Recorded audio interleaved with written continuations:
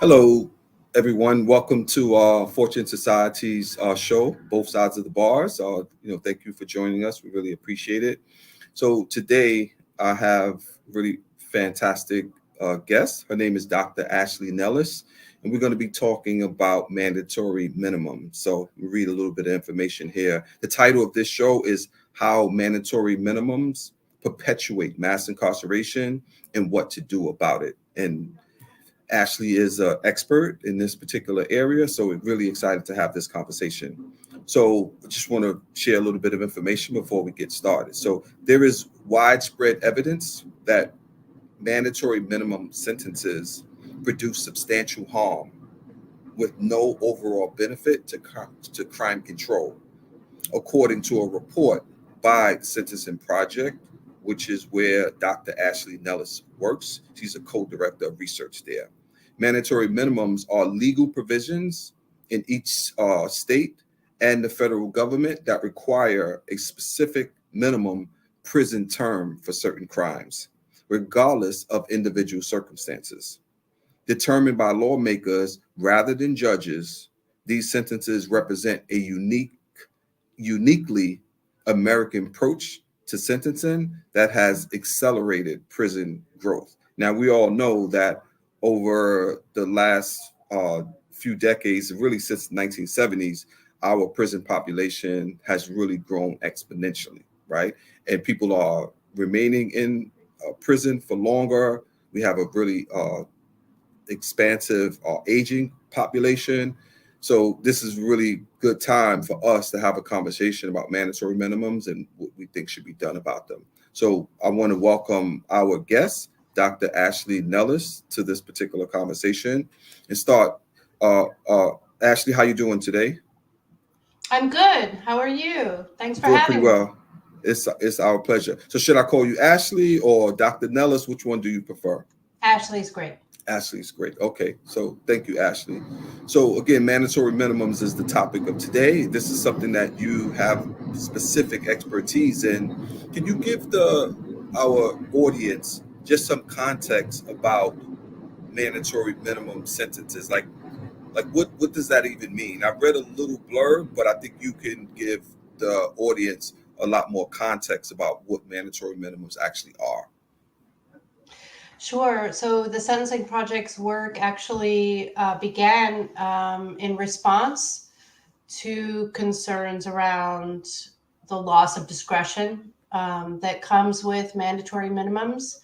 And our corrections and our judicial system has, over the course of its existence, gone back and forth about whether and to what extent decision makers should have discretion in deciding the amount of punishment people should receive.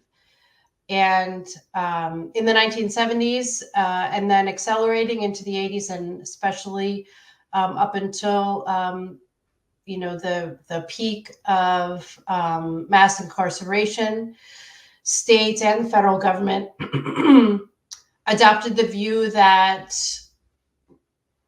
judges are not in the best position for one reason or another to use discretion on individual sentences, and that instead statutes, so legislators, should make those decisions about how long of a punishment somebody needs.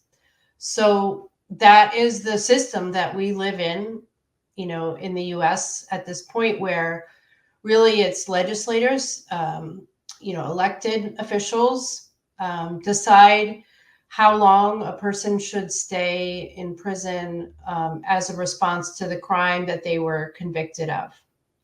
And what that has caused is a real upswing in the prison population, so that we're now, just slightly coming back from, a peak that was in the 2009, 2010 years, where prison populations reached an all-time high. Excellent. Thank you for that information. And for people who are not as informed about this issue, if you look at any graph, as you pointed out, you just see incarceration rates going up very significantly from the 1970s, when we had maybe a couple of 100,000 people incarcerated in our system, to we reached like over 2 million people, and we're considered the largest jailer. How much of a role do you believe that mandatory minimum sentences are playing in the reality that we're currently in, where we have so many people, like our systems are like bursting at the seam? I think they've played a large role. You can see this by looking at the people convicted of drug offenses, especially in the federal system, where most people don't know that about half of the people who are in federal prison, which you would generally think to be the most serious, are there for a drug offense. And this is a direct result of mandatory minimums that were passed in the 80s and then strengthened after that, some of which have been rolled back a little bit. So the most famous is the crack disparity, crack sentences being disparate from powder cocaine sentences, but having an enormous impact on the incarcerated population at the federal level, especially people who were Black being convicted for crack offenses. And the laws around this were created to be mandatory. So you have to serve all of your time, or in some instances, 85% of the time in certain states. And this would, it added more and more people to the prison numbers without having that release mechanism on the back end. Yeah, thank you for that. I mean, you think about the point that you're making here. You want to allow for prisons to rehabilitate people, and then for them to likely be able to get out when they presented a strong case, for them to be able to do so, whether it's through education and other things that individuals have been able to do while they were inside. Now, these mandatory minimum sentences, Ashley, I know that there's been some advocacy. Groups like Mothers Against Mandatory Minimums have formed, and they're one group that has been around for a long time. Is there the type of advocacy that is needed, that, in your view, to really scale back some of the mandatory minimum laws that are like responsible for our prison population, as we are suggesting here, being as large as it is? I think that, the sort of the illogical arguments around mandatory minimums are starting to really take root in, general understanding of why we have so many people in prison.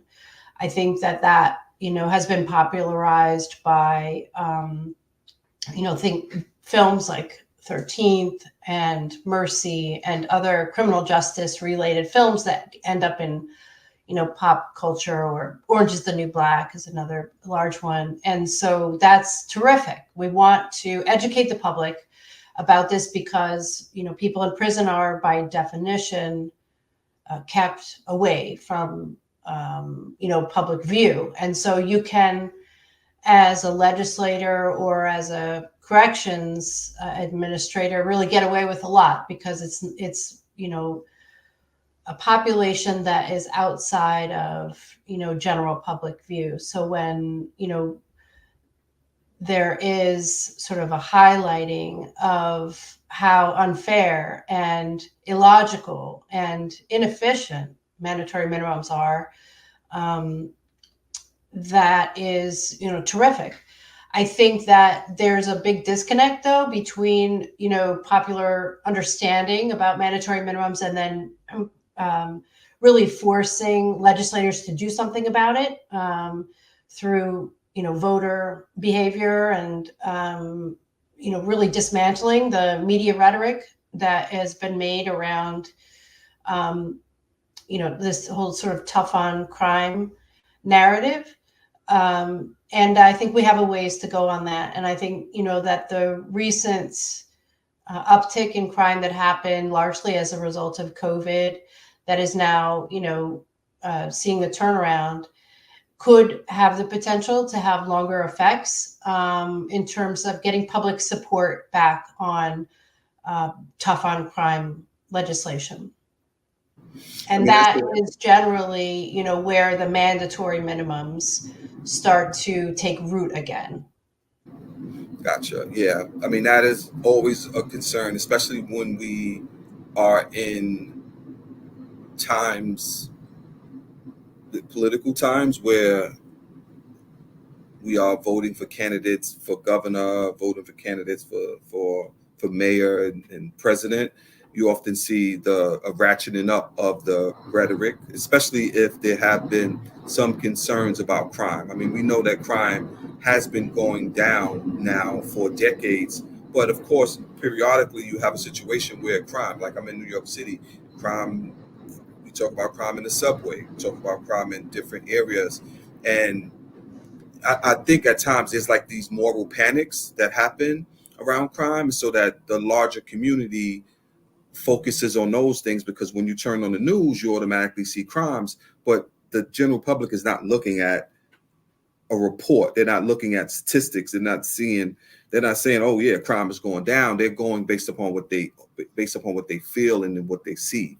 So what are your thoughts about what needs to be done to kind of like change the perception that the community often feels about crime, and how that might be different from what the actual reality is?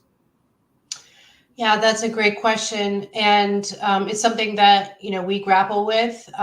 One of the ways that we try to make an impact here is by really holding the media to account for where it's getting its information and how it's, putting it out. So we have a few different reports and publications and such, and that try to not educate the public so much as educate the media about these are the ways that, when you report on this issue, crime issue, there's some just general rules you may want to follow, like, are you following only the, sort of the, if it bleeds, it leads tactic? Are you giving a representative a perspective? Are you identifying people who are suspects in a different way if they're Black than if they're white? And that is something that you can see sort of empirically a lot, where, there's a lot more harmful words around people who are suspects in crimes when they're Black. And we saw this, really take a serious turn in the super predator era, right? Referring to people as if they were predators, right? And those people were Black. And so, when the media doesn't do its job to completely sever those ideas, then it is failing, to provide really fact, based reporting. So, the first thing that, I think we could do is to improve our standards, for the media, but also, individually, where are we willing to get our news? Because if we're only willing to get our news from the easiest place, social media, we're likely to develop a biased view. But if we're willing to go a little bit further into something that is more objective and less flashy, then we will get the real story. So that's part of it. And then there's also, educating the public about, it's not important just to vote, let's say, for the president or for your US senator. It's also very important to figure out who is running for the prosecutor's office and the sheriff's office, because these people make crime policy, either directly or indirectly, or they implement it in their own way. And that has implications for who ends up prosecuted, who ends up convicted, and who ends up imprisoned.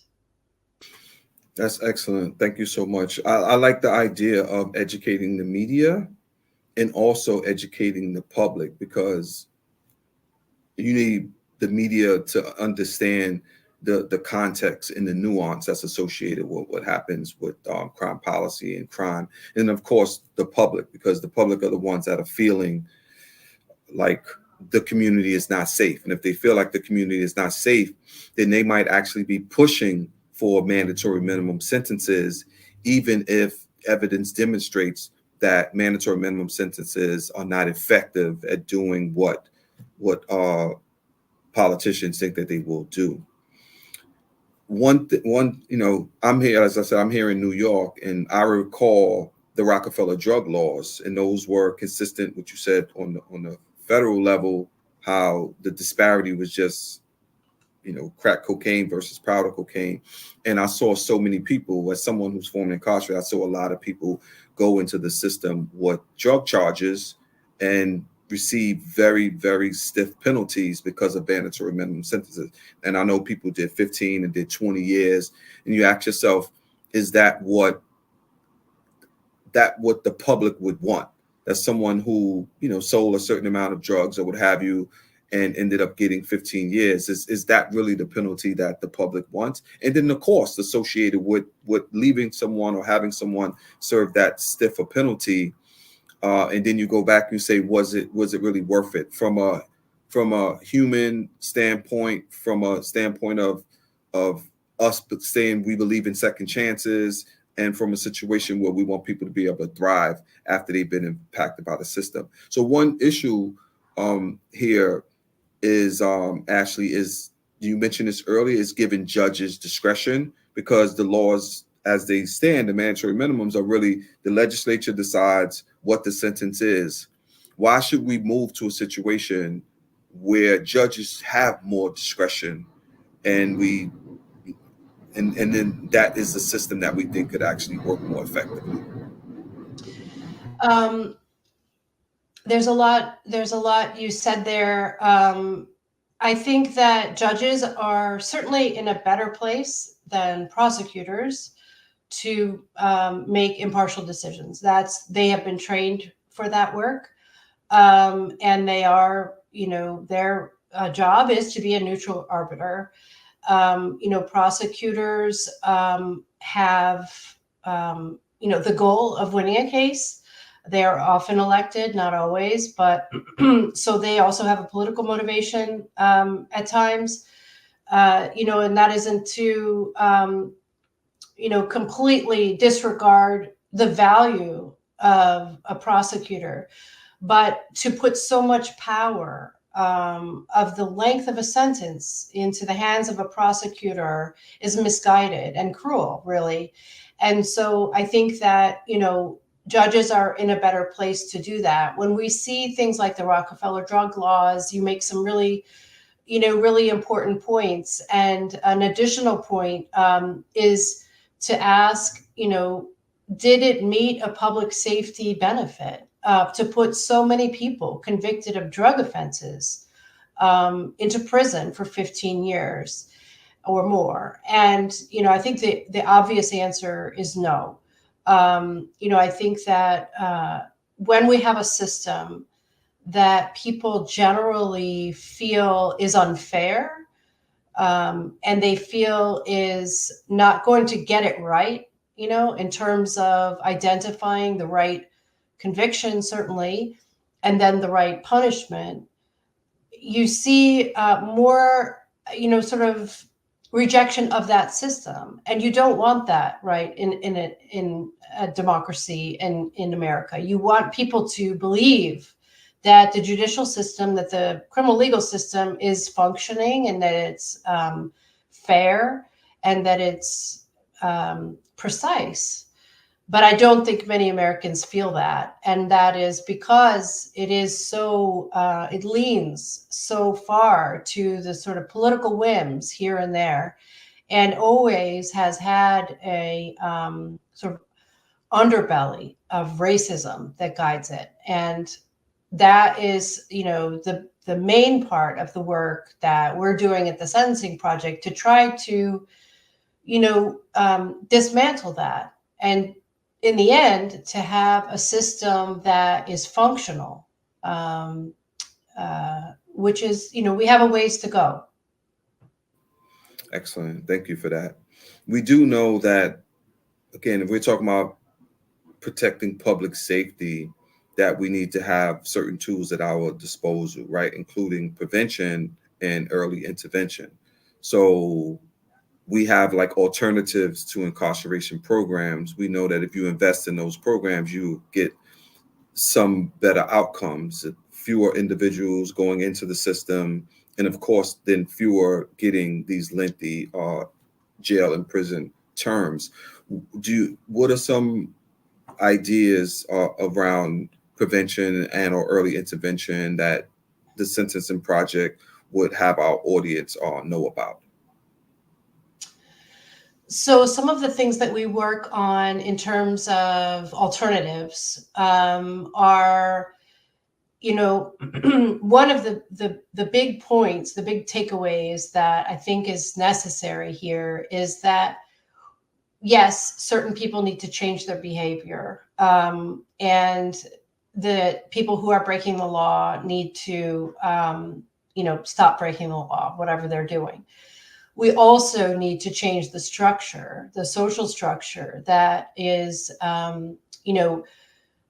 one of the problems that sort of perpetuates mass incarceration. And by that, I mean, we have such an income disparity in the US. We have people who are so poor. I mean, we're seeing it this week with the Supreme Court case, considering what to do with the homeless. And yet we're, an extremely rich country, and we have to, spend our time figuring out how, to respond to the homeless when it should be obvious, that they need homes. And there's also, this racism that really permeates our legal system. And there's a structure of policing that is many times far too militaristic and, too infrequently public service oriented. So these structures really are part of why we have and why we continue to have mass incarceration. When you let somebody out of prison and they have to face these structures once again, and they're coming out with a conviction. I mean, a record. It's almost impossible for many people. And so we want to make it so that it's possible and likely that they will succeed when they come out. So in order to prevent and to provide alternatives, one of the things we need to do is to really shift those structures. I think, also raising the felony threshold has done a lot. I think ending cash bail has done a lot. And I think that, really shortening these criminal sentences and eliminating mandatory minimums, responding to both the back end by allowing people a second look, but also the front end by reversing some of these draconian mandatory laws, will go a far way to ending mass incarceration and recalibrating the entire system so that it's one that's, truly able to be functional. Excellent. And I so appreciate that you brought up the Supreme Court case. I believe it's Grants Pass versus Johnson, where the Supreme Court just heard arguments the other day about whether or not the town Grants Pass in Oregon should be ticketing people who are homeless or unhoused in a place where they don't have a shelter for these individuals. So yeah, I mean, it's just, thank you for raising that. And I also appreciate what you said about, people who are involved in the system. Like, there is accountability. We're a Fortune Society, we're a public safety organization. We consider ourselves that the people that we work with, we want them to be able to be successful. We want our communities to be safe. although we're providing services to people who are incarcerated, people who are coming home from prison, etc., we're still a public safety. And so, yeah, as we get close to the end of the show, any final thoughts about this particular topic mandatory minimums, and any like recommendations and information you'd like to share with the public? Sure. Well, first of all, thank you so much again for having me. There are always legislative opportunities for people in New York and the federal system and from wherever people are watching to see what sort of statutes are being considered, either that add mandatories or that pull them back to something more reasonable or eliminate them altogether.